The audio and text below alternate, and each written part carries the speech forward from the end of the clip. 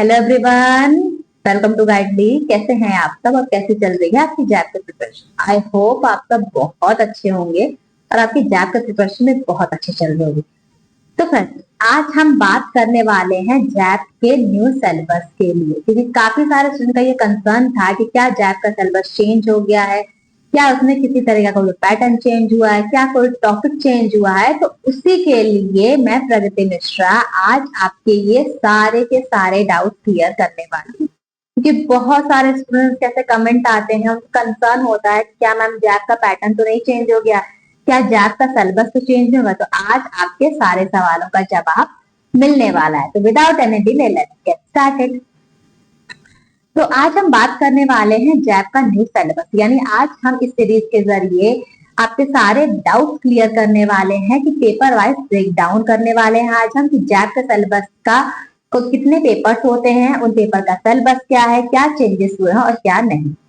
तो सबसे पहले उससे पहले ये समझ लेते हैं कि जैब क्या होता है, व्हाट इज जैब। जिसके सिलेबस की हम बात कर रहे हैं, जिसके रिगार्डिंग हम ये बात कर रहे हैं कि उसका सिलेबस चेंज हो गया है, उससे पहले ये तो पता होना चाहिए ना कि जैब होता क्या है। तो बेसिकली जैब क्या होता है? जैब का मतलब होता है junior associate of Indian institute of banker. ठीक है, जैब का मतलब क्या है? Junior associate of Indian institute of banker. यानी ये एक ऐसा सर्टिफिकेशन कोर्स होता है, ये एक ऐसा सर्टिफिकेट होता है जो कि किसके जरिए प्रोवाइड किया जाता है? IIBF के जरिए। यानी IIBF एक ईयर में दो बार, कितनी बार? 2 टाइम्स जैब के एग्जाम्स होते हैं। और ये एग्जाम कब कब होते हैं? आपका मई में एक एग्जाम होता है और दूसरा आपका एग्जाम होता है नवंबर टू नवंबर में।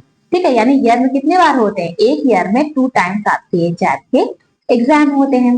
और ये सर्टिफिकेट कई सारे टॉपिक्स कवर करता है, जैसे कि फाइनेंस का टॉपिक कवर करता है, इकोनॉमी का टॉपिक कवर करता है, ऑपरेशन की बात करता है, लीगल एस्पेक्ट की बात करता है और रेगुलेशन किस तरीके से होता है बैंकिंग में, इस बारे में भी ये सर्टिफिकेशन कवर करता है। अगर जैब को पास कर लिया जाता है ना, जैब को पास करने के बाद फायदा क्या होता है? करियर की एडवांसमेंट होती है। बच्चों का बहुत सवाल होता है कि अगर जैब को पास कर ले तो हमें क्या क्या बेनिफिट मिलेगा। मतलब बेनिफिट तो पता होना चाहिए ना, ये तो पता होना चाहिए क्या क्या फायदे मिलते हैं। तो अगर आप जैब का एग्जाम क्लियर कर लेते हो, आपका करियर में आपकी ग्रोथ हो जाती है, करियर में ग्रोथ होती है, सैलरी कह सकते हैं इंक्रीज होती है। ठीक है, तो ये सारे फायदे आपको जैब के जरिए ही होते हैं।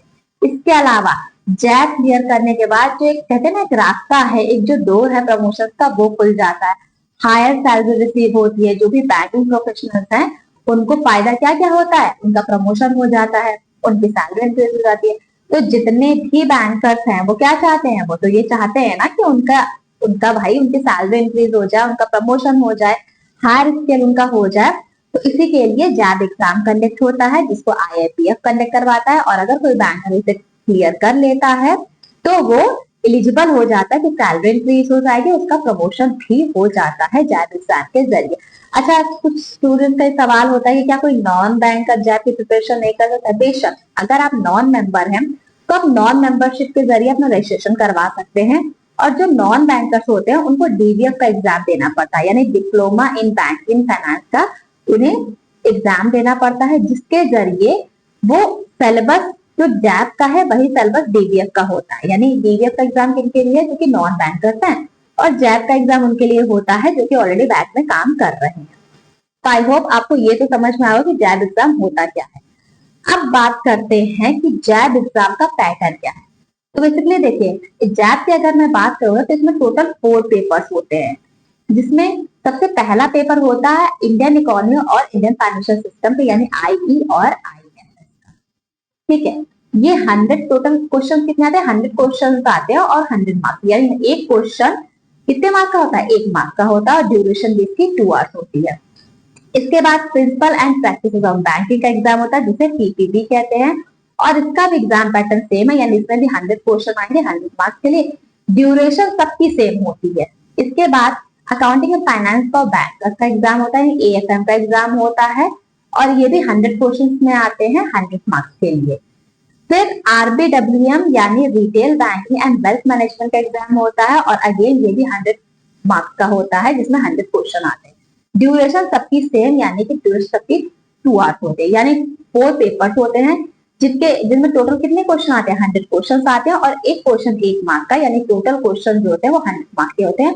और 2 आवर का ये पेपर, यानी टोटल अगर मैं बात करूं तो 120 मिनट्स का ये पेपर, यानी कि 2 आवर का ये पेपर होता है। अब स्टूडेंट का ये कंसर्न होता है, जो एक्सपीरियंस होता है, वह कंसर्न होता है कि हमें जैप तो समझ में आ गया, एग्जाम पैटर्न भी समझ में, अब सिलेबस क्या है, क्या न्यू सिलेबस है जैप का। तो अगर मैं सिलेबस की बात करूं कि नया सिलेबस क्या है जैप का, तो सबसे पहले बात करते हैं कि जैप के सिलेबस को कितने पैटर्न में, कितने चैप्टर्स में डिवाइड किया गया है। पहले भाई ये जान लेना तो जरूर ना, जिस एग्जाम की आप तैयारी करने जा रहे हैं उसके बारे में आपको ये तो पता होना चाहिए ना कि उसमें चैप्टर्स कितने हैं, तभी तो आप उस एग्जाम को फर्स्ट अटेम्प्ट में क्लियर कर पाएंगे। ठीक है, तो अगर मैं चैप्टर्स की बात, तो सबसे पहले बात करते हैं IEIFS में। तो IEIFS में टोटल 45 चैप्टर्स होते हैं। फिर अगर PPB की बात की जाए तो इसमें कितने चैप्टर्स होते हैं, 55 चैप्टर्स होते हैं। AFM में टोटल 35 चैप्टर्स है, और वही R2WM में टोटल 30 चैप्टर्स होते हैं। यानी कि ये आपका चैप्टर वाइज डिस्ट्रीब्यूशन है कि किस सब्जेक्ट में कितने टोटल चैप्टर होते हैं। अब बात करते हैं नए सिलेबस की कि क्या क्या सिलेबस है इंक्लूड होता है। तो सबसे पहले बात करते हैं IE और IFS की। तो इसमें टोटल 4 मॉड्यूल्स होते हैं, module A, module B, module C और मॉड्यूल D। अगर मैं वेटेज की बात की जाऊं, या मैं बता दूं कि सबसे ज्यादा मार्क्स के क्वेश्चन किस मॉड्यूल से आते हैं IFS के तहत, तो सबसे ज्यादा मार्क्स के जो क्वेश्चन है वो मॉड्यूल D से आते हैं, यानी मॉड्यूल D का वेटेज सबसे ज्यादा होता है, क्योंकि इस मॉड्यूल में फाइनेंशियल मार्केट हो गए, मनी मार्केट है, ये टॉपिक कवर होता है, कैपिटल मार्केट की बात होती है, फिक्स इनकम मार्केट क्या है, फॉरेन एक्सचेंज की बात होती है, और मर्चेंट बैंक सर्विसेज है, फैक्टोरिंग है, ट्रेड रिसीवर्स है, इन सारे चैप्टर्स की बात होती है, जो कि बहुत ज्यादा इंपॉर्टेंट होते हैं एग्जाम पॉइंट ऑफ व्यू से। इसके बाद जो वेटेज होता है वो मॉड्यूल C का होता है, यानी टोटल 30 to 35 मार्क्स का इस मॉड्यूल से क्वेश्चन आते हैं। कई सारे टॉपिक कवर करते हैं, जैसे इंडियन फाइनेंशियल सिस्टम है, बैंकिंग स्ट्रक्चर है, सबसे इंपॉर्टेंट जो एक्ट है यानी RBI एक्ट है और BR एक्ट है वो भी इसमें कवर होता है। NBFC की बात भी इसी मॉड्यूल में होती है, इंश्योरेंस कंपनी की बात भी इसी मॉड्यूल में होती है। अब अगर बात की जाए मॉड्यूल B की, तो मॉड्यूल B में कौन कौन से टॉपिक कवर होते हैं, फंडामेंटल ऑफ इकोनॉमिक्स है, माइक्रो एंड मैक्रो इकोनॉमिक्स में क्या डिफरेंस है, सप्लाई एंड डिमांड क्या है, मनी सप्लाई क्या है, थ्योरीज ऑफ इंटरेस्ट क्या है, मॉनेटरी फिजिकल पॉलिसी क्या होती है, नेशनल अकाउंट का सिस्टम क्या है, GDP कॉन्सेप्ट क्या है। इसके अलावा इंडियन इकोनॉमी की बात होती है मॉड्यूल A में, यानी ये मॉड्यूल में आपका 50 to 20 मार्क्स कवर कर, यानी मॉड्यूल A और मॉड्यूल B इन दोनों का वेटेज सेम होता है, यानी ये 15 से 20 मार्क्स के क्वेश्चन आपके कवर करते हैं। क्योंकि मॉड्यूल A में क्या क्या सेक्टर्स ऑफ इंडियन इकोनॉमी क्या होता है, इकोनॉमिक प्लानिंग इंडिया में किस तरीके से होती है, प्रायोरिटी सेक्टर का रोल क्या है, MSME सेक्टर का रोल क्या है, कौन कौन से रिफॉर्म्स अब तक लाए गए हैं, ठीक है, इंटरनेशनल इकोनॉमिक ऑर्गेनाइजेशन क्या होता है। तो ये सारे आपके मॉड्यूलर चैप्टर, यानी ये आपका न्यू सिलेबस है IEIFS का। अब बात, आप चाहे तो इसका स्क्रीनशॉट भी ले सकते हैं। अब अगर बात की जाए तो AFS की, तो इसमें भी आपको 4 मॉड्यूल्स मिलते हैं, जिसमें अगर मैं वेटेज की बात करूं तो मोस्टली सबसे ज्यादा वेटेज मॉड्यूल A का होता है।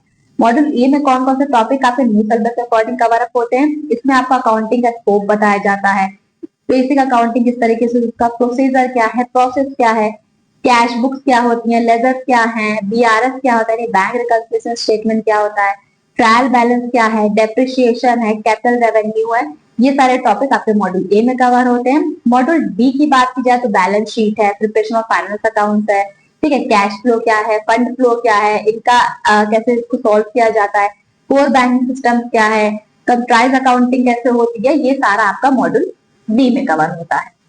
बात की जाए अगर मॉड्यूल सी की, तो ये भी आपका 25 मार्क कवर करता है, क्योंकि इसमें बात की जाती है कि फाइनेंशियल मैनेजमेंट क्या है, उसका एक ओवरव्यू की बात की जाती है, रेशियो एनालिसिस किस तरीके से होता है, ठीक है, इसके बाद इसमें बात की जाती है कि कैलकुलेशन किस तरीके से होता है, फॉरेक्स अर्थमेटिक कैसे होती है, और साथ साथ कैपिटल इन्वेस्टमेंट डिसीजन कैसे लिए जाते हैं, टर्म लोन क्या होता है, ये सारी बात होती है मॉड्यूल सी में। बात की जाए तो अगर मॉड्यूल डी की, तो मॉड्यूल डी में कौन कौन से चैप्टर पे कवर हो रहे हैं। मॉड्यूल डी में आपकी इनकम टैक्स टीडीएस की बात की जाती है, गुड्स एंड सर्विस टैक्स है, कॉस्टिंग मेथड है, मार्जिनल कॉस्टिंग क्या होती है, स्टैंडर्ड कॉस्टिंग क्या होती है, बजट और बजटरी कंट्रोल क्या है, ये आपका मॉड्यूल डी में कवर होता है। तो अगर मैं मॉड्यूल वाइज वेटेज की बात करूं तो आप देख सकते हैं सबसे ज्यादा वेटेज आपका होता है मॉड्यूल ए का, ठीक है, उसके बाद मॉड्यूल सी और मॉड्यूल डी आते हैं, और उसके बाद आपका मॉड्यूल बी कवर होता है। तो ये आपका वेटेज है, मतलब मॉड्यूल वाइज आपका वेटेज है। आप चाहे तो इसका सिलेबस का स्क्रीनशॉट भी ले सकते हैं। इसके अलावा अगर पीपीबी की बात की जाए जिसमें टोटल 55 चैप्टर्स है, तो अगर वेटेज की बात की जाए तो सबसे ज्यादा अगर वेटेज है तो मॉड्यूल ए और बी का होता है, क्योंकि आप देख सकते हैं 25 to 40 मार्क्स कवर करता है या 30 to 35 मार्क्स कवर करता है। इसीलिए मैंने यहाँ पे आपको मार्क्स भी मेंशन किए हैं ताकि आपको सिलेबस का तो आइडिया हो जाए कि नया न्यू सिलेबस क्या है, साथ ही साथ आपको ये भी पता चले कि किस मॉड्यूल से कितने मार्क्स के क्वेश्चन आते हैं। मॉड्यूल ए में कौन कौन से टॉपिक कवर हो रहे हैं? बैंक का कस्टमर का रिलेशनशिप क्या है, केवाईसी के ऑपरेशनल एस्पेक्ट क्या होते हैं, ठीक है, डिपॉजिट अकाउंट क्या होता है, किस तरीके से ट्रीट किया जाता है, जो क्लियरिंग है, कलेक्शन है, कैश है, उनको कैसे हैंडल किया जाता है, इसकी बात होती है मॉड्यूल ए। मॉड्यूल बी की अगर बात की जाए तो इसमें ये टॉपिक कवर किया जाता है, लेंडिंग कैसे होती है, बोरोवर कितने तरीके के हो सकते हैं, ठीक है, लोन अकाउंट में कितने ऑपरेशनल एस्पेक्ट हैं, कोलेट्रल कितने टाइप के होते हैं और mode of charging of security क्या होती है। मॉड्यूल सी में आपका इसेंशियल ऑफ बैंक कंप्यूटराइजेशन की बात होती है। इसके बाद बात होती है डिलीवरी चैनल्स क्या है, डिजिटल बैंकिंग क्या है, टेक्नोलॉजी का इम्पैक्ट क्या है, ठीक है, अडॉप्शन कैसे होता है, ट्रेंड क्या हो रखा है बैंकिंग टेक्नोलॉजी के, और साथ ही सिक्योरिटी कंसिडरेशन और मिटिगेशन मेजर्स क्या लिए जाते हैं बैंक। मॉड्यूल डी की अगर मैं बात करूं कि आपका 15 से 20 मार्क्स कवर करता है जिसमें एथिक्स की बात होती है। ये पूरा का पूरा मॉडल आपकी एथिक्स के बारे में बात करेगा, यानी एथिकल डायमेंशन क्या होते हैं एम्प्लॉयज के लिए, ठीक है, बिजनेस एथिक्स क्या होता है, बैंकिंग क्या होता है, बैंकिंग एथिक्स क्या है, उसमें चेंजेस क्या होती है, ये सारी आपकी बात होती है पीपीबी के अंदर। अब अगर मैं बात करूं तो आरबीडब्ल्यू1 की, आरबीडब्ल्यू1 जिसमें टोटल 30 चैप्टर्स कवर करता है। तो सबसे पहले बात करते हैं कि मॉड्यूल वाइज वेटेज क्या है। तो सबसे ज्यादा अगर कोई मॉड्यूल कवर करता है वेटेज तो वो है मॉड्यूल बी, क्योंकि इसमें 30 से 35 मार्क्स के क्वेश्चन आपको इस मॉड्यूल से मिलते हैं। और उसके बाद जो इम्पोर्टेंट मॉड्यूल है वो आपका है मॉड्यूल डी, क्योंकि 25 से 30 मार्क्स आपका ये मॉड्यूल कवर करता है। अगर मॉड्यूल ए की मैं बात करूं तो 10 से 15 मार्क्स को ये कवर करता है। और मॉड्यूल ए में बेसिकली इंट्रोडक्शन की बात होती है, यानी रिटेल बैंकिंग क्या होता है, रिटेल बैंकिंग का कह सकते हैं हिस्ट्री क्या है, ब्रांच प्रॉफिटेबिलिटी क्या होती है, और रिटेल बैंकिंग में का एप्लीकेशन किस तरीके से होता है। यानी मॉड्यूल ए में आपसे पूरी बात होगी रिटेल बैंकिंग के ही बारे में। अगर मैं बात करूं मॉड्यूल बी में तो इसमें बात की जाती है कस्टमर रिक्वायरमेंट क्या है, कस्टमर की जरूरत क्या है, प्रोडक्ट डेवलपमेंट प्रोसेस क्या होता है, क्रेडिट स्कोरिंग क्या है, रिटेल एसेट प्रोडक्ट की इंपॉर्टेंस क्या होती है, ठीक है, रेमिटेंस प्रोडक्ट क्या है, रिटेल बैंकिंग प्रोडक्ट का डिस्क्रिप्शन क्या होता है, रिकवरी ऑफ रिटेल लॉस कैसे होती है, और मैनेजमेंट इन्फॉर्मेशन सिस्टम यानी एमआईएस और सिक्योरिटाइजेशन की बात होती है मॉड्यूल बी के तहत। मॉड्यूल डी में मार्केटिंग की बात की जाती है, मार्केटिंग का इंट्रोडक्शन कैसे हुआ, डिलीवरी चैनल्स क्या है रिटेल बैंकिंग में, कस्टमर रिलेशनशिप मैनेजमेंट क्या है, service standard for retail banking क्या है, और मार्केटिंग इन्फॉर्मेशन सिस्टम क्या होता है। बात की जाए अगर मॉड्यूल डी की तो इसमें वेल्थ मैनेजमेंट की बात होती है, यानी इस मॉड्यूल में आपका मैनेजमेंट कवर होता है। तो चाहे बात इन्वेस्टमेंट मैनेजमेंट की, टैक्स प्लानिंग कैसे की जाती है, ये सारी चीजें मॉड्यूल डी में आपकी कवर होती है। इसके अलावा होम लोन करके भी आपका एक टॉपिक जिसमें 1 से 2 मार्क्स के क्वेश्चन आते हैं, जैसे लेंडर अप्रेजल प्रोसीजर थ्योरी का पार्ट है, हाउसिंग फाइनेंस क्या होता है, टैक्स प्लानिंग थ्योरी क्या है, मॉर्गेज एडवाइस न्यूमेरिकल हो गया, और valuation of real property theory numerical भी इसका पार्ट, यानी इसमें आपका पूरा न्यूमेरिकल पोर्शन कवर होता है। अभी अगर हाल में मई साइकिल में देखा जाए तो मई साइकिल में काफी सारे न्यूमेरिकल्स पूछे गए हैं। तो ये सारा क्या था, ये सारा आपका एक ओवरऑल चैप्टर डिस्ट्रीब्यूशन था। यानी जैसा कि मैंने आपसे कहा था, मैंने आपसे वादा किया था कि इस सीरीज के जरिए आपके सारे डाउट क्लियर होंगे, कि आपको पता चलेगा, सबसे पहले तो ये पता चलेगा कि टोटल न्यू सिलेबस क्या हो रखा है, कौन कौन से टॉपिक हैं, कौन कौन से टॉपिक चेंज हो गए। साथ ही साथ पेपर का ब्रेकडाउन भी हमने इस सीरीज के जरिए देखा, यानी इस सीरीज के जरिए हमें ये भी पता चला कि किस मॉडल से आपका कितने मार्क्स का कवर होगा। तो आप चाहे उसका स्क्रीनशॉट भी ले सकते हैं, ताकि जब आप प्रिपरेशन कर रहे हैं तो आपको ये पता होना चाहिए कि आपको किस मॉड्यूल पे ज्यादा फोकस करना है, क्योंकि मैंने यहाँ आपको मार्क्स के अकॉर्डिंग बता दिया वेटेज कि किस मॉड्यूल का कितना ज्यादा वेटेज है। तो आप इसका स्क्रीनशॉट लेना बिल्कुल मत भूलिएगा। अगर आप इसका पीडीएफ चाहते हो तो टेलीग्राम चैनल पर भी आपको इसका पीडीएफ रिसीव हो जाएगा। तो इसके अलावा जो आपका कंसर्न था कि नंबर की पैटर्न क्या होता है, पैटर्न में कंफ्यूजन हो जाती है कि कितने का, कुछ लोगों का कंसर्न था ना कि अभी सिलेबस क्या है, काफी सारे चेंजेस हुए हैं। तो ये आपका न्यू सिलेबस है जिसे आप कंसीडर कर सकते हैं अपने एग्जाम्स के लिए।